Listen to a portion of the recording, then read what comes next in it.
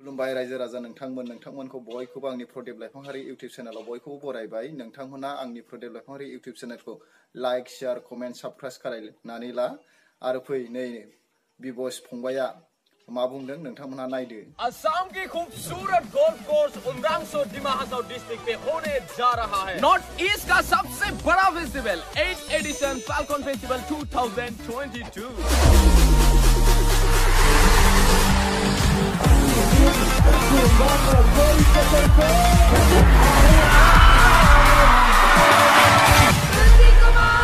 दिसंबर की 15, 16 और 17 को मेरी और आपकी फेवरेट बहुत सारा सेलिब्रिटीज आने वाला है गाइस। 15 दिसंबर को जुबिनगाह एंड तुलसी कुमार।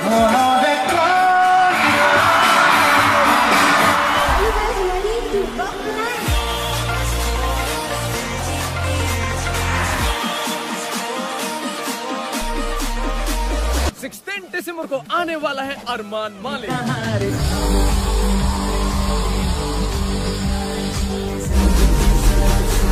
और गाइस एंड डे यानी कि 17 दिसंबर को आने वाला है बादशाह। दरवाजे को कुंडी मारो कोई न बच के जाने पाए नीचे को समझा दो म्यूजिक। तो भाइयों बहनों आओ हम सब एक साथ चलते हैं और वहां पर करेंगे हम लोग मिल के धमाका अलग ही टाइप का अलग ही किस्म का।